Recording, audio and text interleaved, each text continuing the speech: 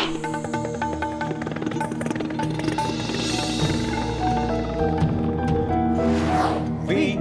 the people of India, having solemnly resolved to constitute India into a sovereign, socialist, secular, democratic republic, and to secure to all its citizens.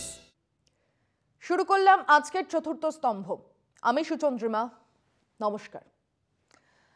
একটা সময় রাষ্ট্র বলে কিছুই ছিল না, ছিল সমাজ। তারপর গোষ্ঠী গড়ে উঠল, গোষ্ঠীপতি জমি দখল করে জমিদার হলো। সে তখন খাজনা নেয়, সালিশি করে, বিচার করে। এরপর আরো বড় জমিদার থেকে রাজা, বাদশাহ, সুলতান, নবাব। কিন্তু এই সবই হয়েছে তরবারি, লাঠি, বন্দুক, কামান, অস্ত্রের জোরে। সারা পৃথিবীতে ব্যতিক্রম আমাদের ভারত। সব জায়গায় নয়, কিন্তু আমাদের দেশে ষোড়শ মহাজনপদে যিশুর জন্মের 600 বছর আগে এলাকার মানুষ বসে ঠিক করতেন কে হবেন রাজা, কে চালাবে শাসন। সে বিরাট সভায় আসতেন নগরের শিক্ষিত পণ্ডিত মানুষজন, শ্রেষ্ঠ ব্যবসায়ীরা, সেনাবাহিনীর প্রমুখেরা। তারপর সেসব জনপদের নেতা নির্বাচিত হতো, তাদের রাজাই বলা হতো। কিন্তু সেই রাজার এক মন্ত্রী পরিষদ থাকত, তাদের কথা রাজাকে শুনতে হতো। তাদের ভূমিকা ছিল স্বাধীন। না, পৃথিবীতে এর আর কোনো নজির পাওয়া যায়নি। তাই যখন বালখিল্য আরএসএস এর প্রচারকেরা গণতন্ত্রকে পাশ্চাত্যের ধারণা বলেন, তখন তাদের ইতিহাস জ্ঞান বোঝা যায়। খ্রিস্টপূর্ব 6ষ্ঠ শতকে কাশী, কোশল, অঙ্গ, মগধ, ব্রিজি, মল্ল, চেদি, বৎস, সুরসেন, কুরু, পাঞ্চাল, কম্বোজ, অশোক, অবন্তী আর গান্ধার ছিল এই মহাজনপদ, যেখানে রাজা নির্বাচিত হতেন। তা কি যথেষ্ট ছিল? মানে তা কি সঠিক অর্থে গণতান্ত্রিক ছিল? না, ছিল না। সবার ভোট দেওয়ার অধিকার ছিল না। নির্বাচনে 3, 4 কি 5 জন প্রার্থী দাঁড়াবেন সে ব্যবস্থাও ছিল না। কিন্তু তা এক শুরুয়াত ছিল, যার পরিণতি আজকের এই আধুনিক গণতান্ত্রিক রাষ্ট্র। এর থেকে কোনো ভালো রাষ্ট্র কাঠামো আমরা দেখিনি। আলোচনায় আছে, শ্রমিক রাষ্ট্রের কল্পনা আছে, আরো বড় গণতন্ত্রেরই সে কল্পনা, কিন্তু তার প্রয়োগ আমরা দেখিনি। যা দেখেছি তা আর যাই হোক গণতন্ত্র নয়। আর আধুনিক রাষ্ট্র কাঠামোর মূল ধারণাই গণতন্ত্রের উপর গড়ে ওঠে। কেন এসব কথা বলছি? কারণ এই গণতান্ত্রিক ব্যবস্থা গড়ে ওঠার এক প্রক্রিয়া লাগাতার জারি আছে। গণতন্ত্রকে আরো কার্যকরী, আরো স্বচ্ছ, আরো ব্যাপক করার এক প্রক্রিয়া জারি আছে। সেই খ্রিস্টীয় 6 শতক থেকেই গণতন্ত্রের সার্বজনীন ভোটাধিকার সেই প্রক্রিয়ার অঙ্গ। নির্বাচনের স্বচ্ছতা আনার ব্যবস্থা, নির্বাচন ব্যয়ের নিয়ম কানুন, নোটাতে ভোট, রাইট টু রিকল ইত্যাদি বহু ব্যবস্থাই আসলে এই গণতন্ত্রকে আরো বিস্তৃত করারই চেষ্টা। কিন্তু গণতান্ত্রিক রাষ্ট্র ব্যবস্থা মানে শুধু নির্বাচন নয়, না, তার আরো অনেক ব্যবস্থা, রীতি নীতি আছে। নির্বাচন তার এক অঙ্গ মাত্র। সংসদ আছে, সংসদের আলাদা আলাদা কক্ষ আছে, তাদের আলাদা বা যৌথ অধিবেশন আছে, মন্ত্রিসভা আছে, বিভিন্ন কমিটি আছে, বিরোধী দলের স্বীকৃতি আছে। অনেকেরই জানা নেই যে আমাদের দেশের বিরোধী দলনেতা একজন ক্যাবিনেট মন্ত্রীর পদমর্যাদা পেয়ে থাকে। এরপর অঙ্গরাজ্য আছে, তাদের সরকার আছে। এই ব্যবস্থার মধ্যেই বিচার ব্যবস্থা আছে, পুলিশ, জেল, মিলিটারি আছে, পেনাল কোড আছে। এই সব মিলে গণতন্ত্র, গণতান্ত্রিক রাষ্ট্র এবং সংবাদ মাধ্যম, যাকে গণতন্ত্রের চতুর্থ স্তম্ভ বলা হয়, তাও এই গণতান্ত্রিক রাষ্ট্রের অবিচ্ছেদ্য অঙ্গ। এর কোনো একটা বিষয় যদি অবহেলিত হয়, পালিত না হয়, কাজ না করতে পারে, তাহলে সে গণতন্ত্র অপূর্ণ। সে গণতন্ত্র গণতন্ত্রই নয়। একজন রাজা সিংহাসনে বসে রাজত্ব করে যেতেই পারে, তার বিচারবোধ ভালো হতেই পারে, খুব ভালো হতেও পারে। আমরা ইতিহাসে অশোকের কথা শুনেছি, রাজা হর্ষবর্ধনের কথাও শুনেছি, সম্রাট আকবরের কথাও পড়েছি।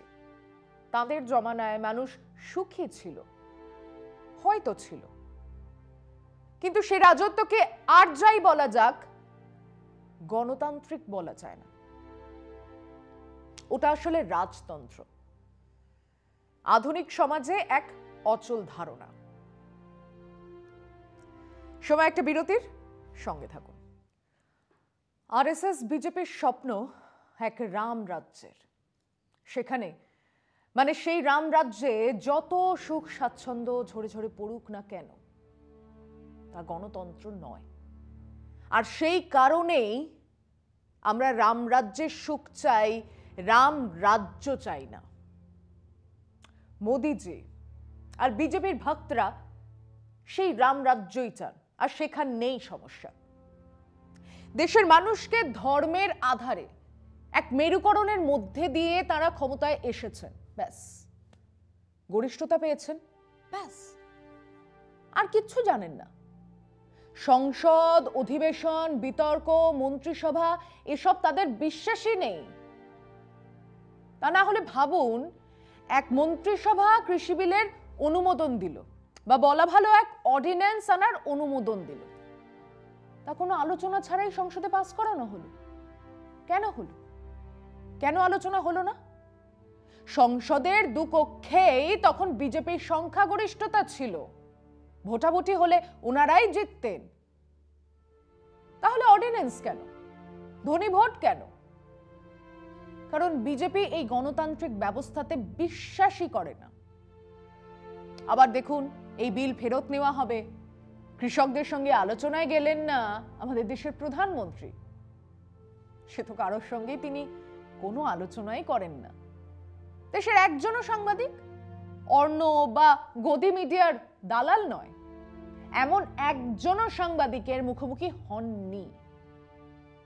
তিনি আর কি করে কৃষকদের মুখোমুখি হবেন? আর এই লজ্জাজনক পিছু হটা তিনি যে মেনে নিতে পারেননি, তা তো স্পষ্ট। তার কথা মতো কিছু কৃষককে তিনি এই বিল যে কত ভালো তা বোঝাতে পারেননি। তারা রাস্তায় বসে আছে, সেই কিছু কৃষকদের জন্যই নাকি তিনি এই বিল ফেরত নিচ্ছেন। সে যাক, কিন্তু গণতান্ত্রিক পদ্ধতিটা কি?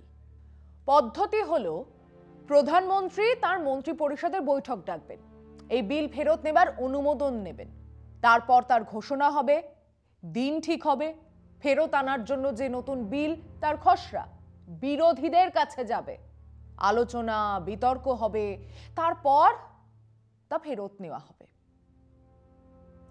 দেশ তো কারোর বাবার একলার নয়, দেশ জমিদারিও নয়, প্রধানমন্ত্রী নবাব, বাদশাহ বা সম্রাটও নন। তিনি পদ্ধতি মেনে চলতে বাধ্য। কিন্তু দেখুন, 4 দিন আগে ঘোষণা হলো 3টে কৃষি আইন ফেরত নেওয়া হবে।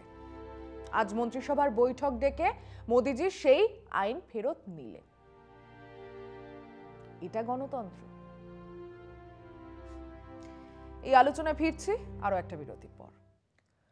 মোদি, শাহ, আরএসএস, বিজেপি গণতন্ত্র বলতে বোঝেন নির্বাচন, ব্যাস, আর কিছুই নয়।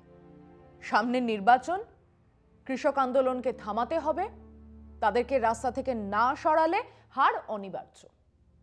তাই কৃষি আইন তড়িঘড়ি ফেরত নিলেন। আমাদের কাছে যে খবর, তাতে বিদ্যুৎ বিলের সংশোধনী বিল তারা আনছেন, সেটাও ওই নির্বাচনের দিকেই চেয়ে। তাদের অভ্যন্তরীণ সমীক্ষা বলছে, কৃষকদের আন্দোলন তাদের নির্বাচন ফলাফলে ভয়ঙ্কর বাজে প্রভাব ফেলতে চলেছে। অতএব তারা এক পা পিছু হচ্ছে। এই পিছু হটা সাময়িক, সেটাও পরিষ্কার। এই অধিবেশনে তারা এমএসপির কথা বলবে, তারা কিছু সুপারিশ করে তা রাজ্যের ঘাড়ে চাপিয়ে দিয়ে দায় মুক্ত হতে চাইবেন। এটাই আপাতত অঙ্ক। কিন্তু সেসব অঙ্ক গুলিয়ে দিয়েছে দেশের বিরোধী দলগুলো নয়, তাবর তাবর নেতারা নয়, যারা বিভিন্ন যোগ বিয়োগ আর অঙ্ক নিয়ে ব্যস্ত তারা নয়। হিসেব গুলিয়ে দিয়েছেন দেশের অন্নদাতারা। অনেক হয়েছে, এবার আর কোনো জুমলাবাজি নয়। দেশের 60% বেশি মানুষ কৃষির ওপর নির্ভরশীল। ছোট্টবেলা থেকে পড়ে আসছি ভারতবর্ষ কৃষি প্রধান দেশ, অথচ সেই কৃষকদের 70% দুবেলা অন্ন জোটে না। তারা আর তাদের জীবনযাত্রা এখনো যে তিমিরে সেই তিমিরেই। কতই রঙ্গ দেখব দুনিয়ায়। এদিকে বিজেপি নির্বাচন অভিযান, যারা সারা বছরই চলে, তা আরো জোরদার হচ্ছে। তারা জানে ইউপি দিয়েই সংসদের প্রবেশ পথ। ইউপি তারা হারতে চায় না। আগামীকালও প্রধানমন্ত্রী পশ্চিম উত্তরপ্রদেশে বিরাট বিমানবন্দর, দুনিয়ার 4র্থ বড় বিমানবন্দরের ভিত্তিপ্রস্তর স্থাপনের জন্য যাবেন। যে বিমানবন্দরের জন্য জমি নেওয়া হলো সেই কৃষকদের, যাদের বেশিরভাগ এখনো ক্ষতিপূরণ পায়নি। এবং আরো বড় তামাশা হলো, যে বিমানবন্দর তৈরি হবার কিছুদিনের মধ্যেই চলে যাবে আম্বানি বা আদানিদের হাতে, সেই বিমানবন্দরের ভিত্তিপ্রস্তর স্থাপনেই কোটি টাকা খরচ হয়ে যাবে। দেশের প্রধানমন্ত্রী ঝুড়ি ঝুড়ি মিথ্যে কথা বলবেন নেহেরুর জন্যই নাকি দেশের বিকাশ হয়নি, মিথ্যে প্রতিশ্রুতি দেবেন। তাকে, তার দলকে নির্বাচনে জিততেই হবে। তাদের কাছে নির্বাচন মানেই গণতন্ত্র। এসব কথা বলছি যখন, তখন মাত্র কিছু মাস আগের এক তথ্য মনে পড়ে গেল। 2021 বাজেট অধিবেশন শেষ হচ্ছে। প্রায় রীতি বহির্ভূতভাবে রাষ্ট্রপতি আসছেন সংসদের যৌথ অধিবেশনে ভাষণ দিতে। কেন রীতি বহির্ভূত বলছি? কারণ রাষ্ট্রপতি সাধারণত প্রথম নির্বাচিত সংসদের অধিবেশনে আসেন, না হলে বছরের শুরুতে প্রথম অধিবেশনের প্রথম দিনে আসেন। এবার প্রথম অধিবেশনের শেষ দিনে এলেন। যে অধিবেশন, সামনে বাংলার নির্বাচন, প্রচার ইত্যাদি আছে বলে কদিন আগেই শেষ হচ্ছে। তো রাষ্ট্রপতি ভাষণের শেষে তাকে ধন্যবাদ দেওয়ার জন্য বিজেপি দুজন সাংসদকে বাছলেন। একজন ভুবনেশ্বর কলিতা, অসমের সাংসদ, অন্যজন আমাদের লকেট চট্টোপাধ্যায়। কেন? কারণ তারপরেই অসম আর বাংলার নির্বাচন। বিজেপি গণতন্ত্রে পাখির চোখ, নির্বাচন। তাদের চোখে দেশের মানুষ নেই, অভুক্ত অন্নদাতারা নেই, লক্ষ লক্ষ বেকার নেই, মূল্য বৃদ্ধি নেই। আছে কেবল নির্বাচন, ইভিএম, প্রচার আর তাদের নির্বাচনী চিহ্ন পদ্ম ফুল। আজ এ পর্যন্তই। ভালো থাকবেন, সুস্থ থাকবেন। শুভরাত্রি।